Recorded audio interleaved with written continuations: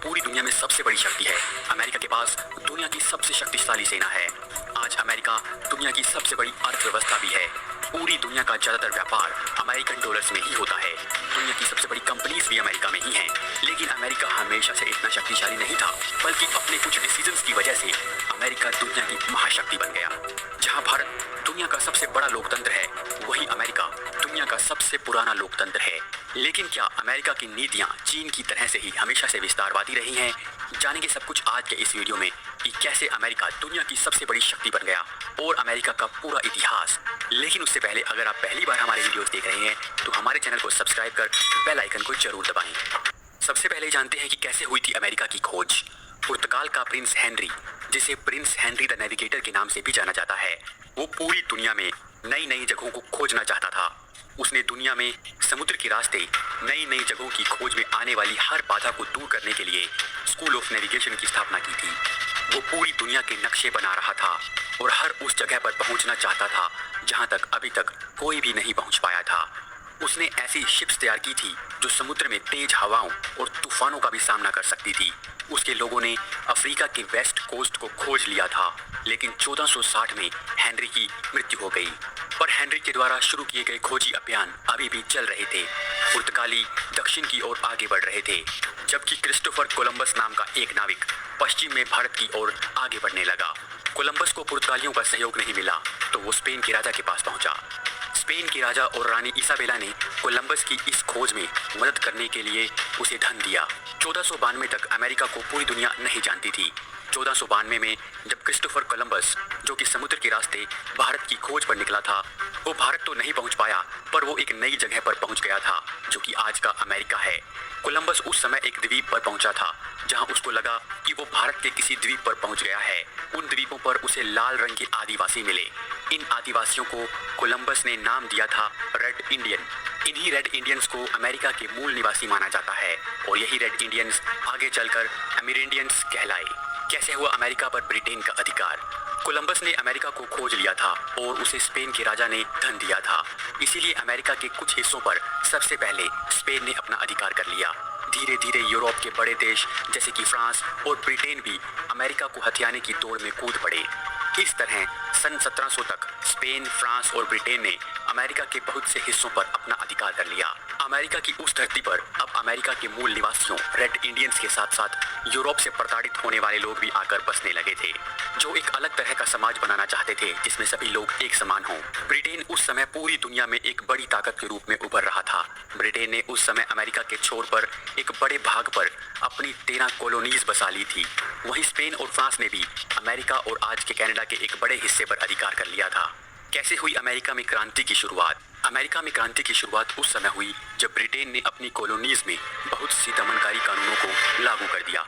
Britain ने व्यापार पर ज़्यादा से ज़्यादा अधिकार करना चाहा और उन कॉलोनीज पर व्यापार को लेकर बहुत से प्रतिबंध लगा दिए, जैसे कि सारा व्यापार ब्रिटेन के रास्ते से ही होगा, व्यापारियों को ज़्यादा टैक्स देना होगा, कुछ सामान का व्यापार सिर्फ और सिर्फ ब्रिटेन के साथ ही किया जा सकेगा। इन सभी कानूनों और बंदिशों की वजह से अमेरिका में सभी कॉलोनीज ने ब्रिटिश सरकार के खिलाफ विद्रोह कर दिया। हालांकि काफी लंबे समय तक इस विद्रोह को टाला जा रहा था, लेकिन जब फ्रांस और ब्रिटेन में 7 इयर्स वॉर का अंत हुआ जिसमें ब्रिटेन की जीत हुई, तब अमेरिका से फ्रांस का लगभग सफाया हो गया।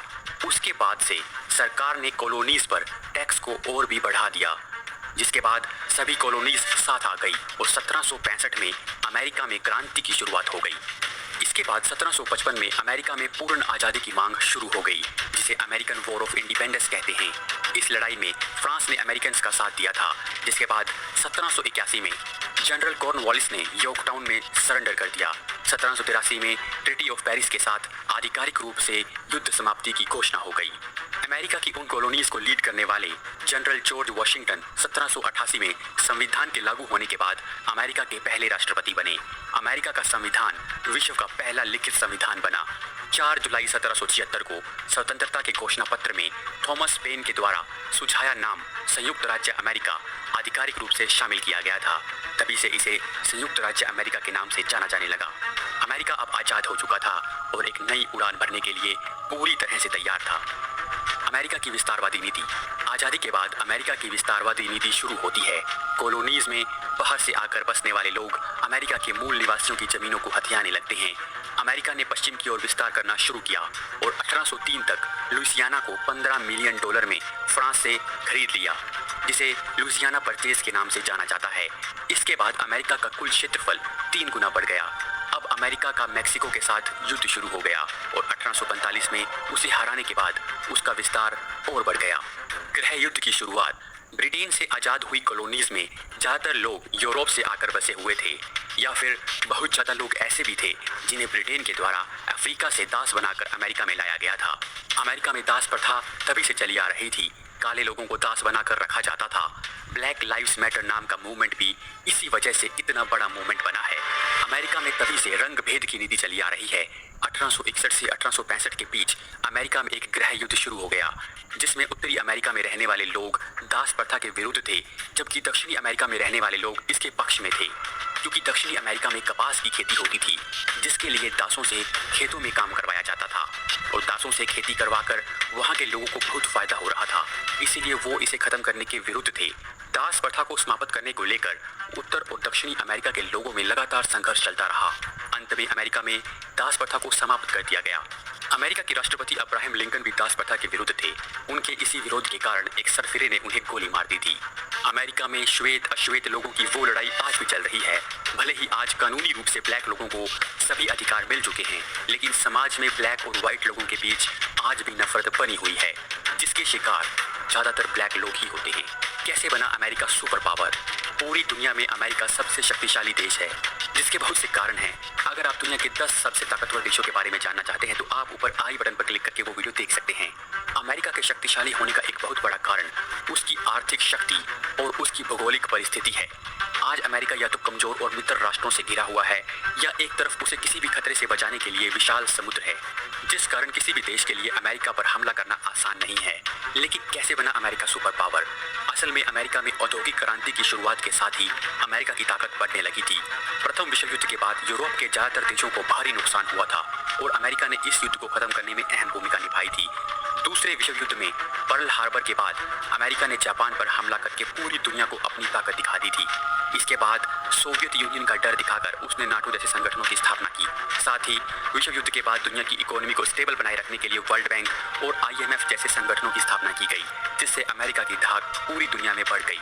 आज भी अमेरिका की सेना दुनिया के बहुत से देशों में है। अमेरिका ने बहुत से देशों के आंतरिक मामलों में हस्तक्षेप करने की नीति अपनाई, जिससे इनडायरेक्टली उसने बहुत से छोटे छोटे देशों को कंट्रोल किया और हमेशा खुद को और ताकतवर और शांति दूत बनाने की प्रक्रिया जारी रखी। आज अमेरिका दुनिया की सबसे बड़ी शक्ति है, लेकिन आज चीन ने अमेरिका को चैलेंज करना शुरू कर दिया है, जिसकी वजह से चीन और अमेरिका में ट्रेड वॉर शुरू हो गई। ब्रिटेन के बाद अमेरिका दुनिया की सबसे बड़ी शक्ति बना। क्या अब चीन दुनिया की महाशक्ति बनकर उभर सकता है?